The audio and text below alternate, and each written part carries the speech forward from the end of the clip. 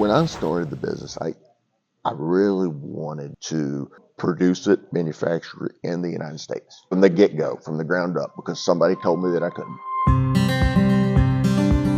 In one sense, it's always been a business for me. It's also been really, I don't know, I want to call it a hobby, a passion. It's just fun. I don't know, I find it exciting. I know how, vacuum sealers work. I know, valves and tanks. And I mean, 10 years ago, I had no idea, I carried a gun around. So that's been fun. Everybody needs the why. They need that passion. So like for me, I've always told Russ, this is my passion project. You're doing something really good. And for me, this is a continuum of service to the country. It just looks a little different. I kind of just went through our sample book, picked out a handful of things, sent them to them, and standard, you kind of want to make sure the customer likes what they're getting. We want to give our recommendation, but you also want to make sure they're happy with what they're getting. The military, you really taught me that standardization is there for a reason, because it works. Everybody knows how to use everything. But in the cooling sense, it wasn't. It was still very ad hoc. Required, labor, required finance. You had to get brand new ice every day. You had to, wash the coolers. You got to carry around the weight one way or the other. You can't avoid it. You're either carrying ice or you're carrying an ice sheet, or you're carrying both. But the general idea is to reduce as much weight as possible for the person that has to carry it. Because one of the unique applications for our stuff is it can actually be carried on a person. So they can actually carry it in a small aid bag on themselves. But they still have to carry it. So we want to be very cognizant of the weight. Just using USA Textiles, using the American supply chain was already really important to us before we even knew what Berry compliance was. So it's really important because there's actually a process for it. And it's a recognized process, and we just feel as if we can, in this, very small company that we can show people, hey, you can do this. Like we did this. You may have to do it at a different scale than us, but you can do it. Here are the things I think that'll work. What do you think of those? Let's narrow a list. And then it was sample yardage out to them to make sure, hey, build a prototype, make sure it performs the way you want to.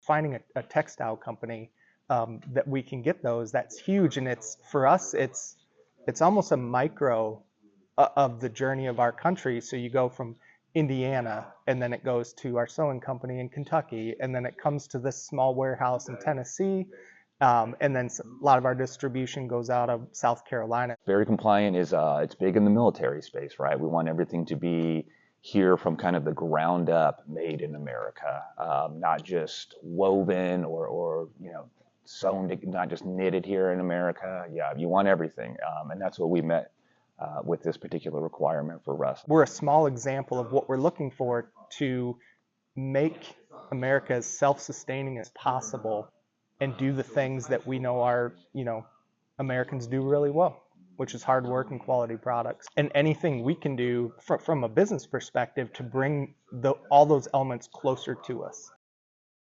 I mean, there's only a few ways to cool somebody off. Either cool them off by evaporation, conduction, or convection, or drag them out of the heat. I mean, past that, you don't have a lot of choice. You're going to have this incident that's going to occur. So that's your time zero. And then you're going to go up for 30 minutes. So your goal within that 30-minute period of time should be to reduce that person's body temperature to 102 degrees Fahrenheit. And if you can do that, that person's likelihood of survival and not having complications is pretty high. But the longer it stretches out, the more catastrophic it becomes. The fastest way to move heat energy is by having a temperature difference. So the larger I can make that temperature difference, the faster I can move. So if I've got a towel at 40 degrees and a human body at 103, I'm going to be able to pull more heat faster. There is that time that you cannot avoid between when the accident occurs and you have the ability to cool someone off.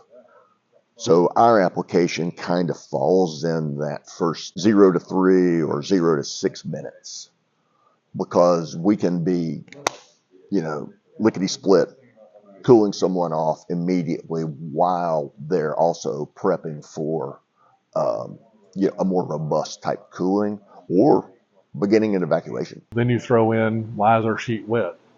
Well, if you microscopically zoom in at the skin, it's not flat.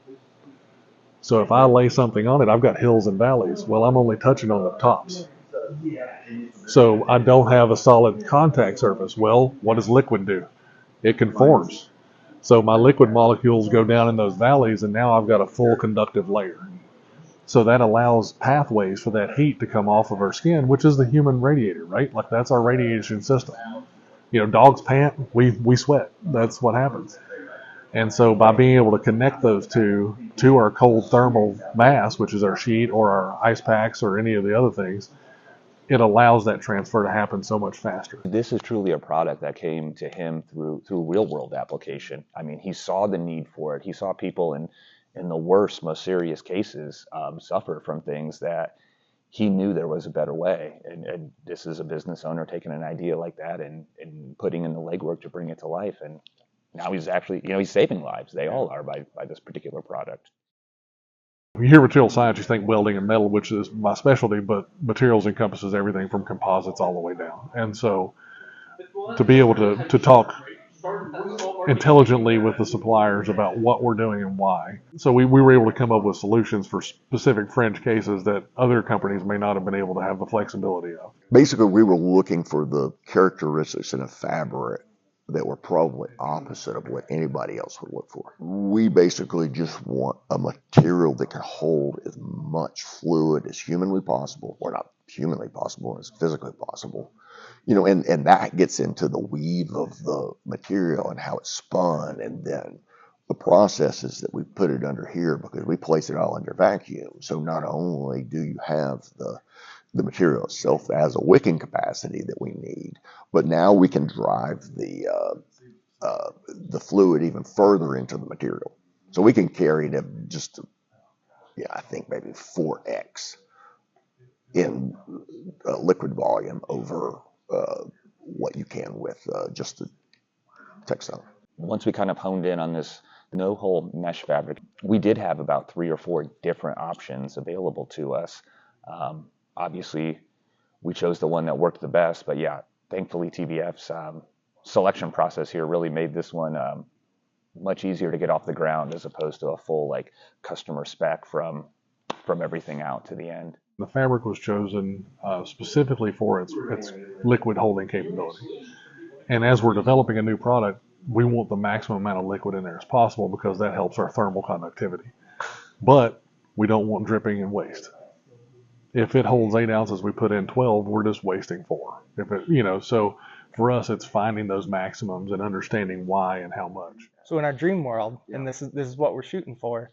So you obviously have the military, that's near and dear to our hearts, but law enforcement, firefighters, athletes, that one's really big to us. Athletes, that a lot of them that start, their summer workouts in the dead of heat. The people that make this country run, so roofers, asphalt workers, you name it, anybody that's putting a significant amount of time in, and then an additional one that just having discussion, music festivals. A big festival in the state of Tennessee is Bonnaroo. One of the things people complain about is the heat and heat illness, and this is an easy product that they could have available, or the venue itself could say, hey, when you're buying your water, you're buying here, make sure you grab something to help yourself with cooling. You could find the material. We still buy, what we think is a pretty good amount relative to what we're doing. So, how do you do it? Where do you find, 10,000 yards of material? And that's the huge advantage TVF provides, because there's always quantity, there's always supply. I think there's probably a lot of key leaders in business and government throughout the U.S. that would be very surprised to know that, hey, there's this amazing textile company, they have a berry compliant product. We're going through the process and we can show that. I think it could give the motivation to other companies to say, hey, we can do that too. We have to scale with the businesses that we serve. If they scale and they move into different sectors and different facets of the world, we need to make sure we're there to help them out along the way. And that's where this berry compliance stuff helped him do totally made in the USA, helped his, domestic supply chain, and we helped further his story and further his business. I mean, the logistics of moving it's smooth. We send an email, I get a confirm back. Where's your money? We're good. When you can actually help be a small piece of a product that's saving lives and that has a story like this, it's cool. It's cool. I don't know that everyone can really find something to be proud of their work in. And it's products like this that are really humbling and really make me feel like I'm doing a good job.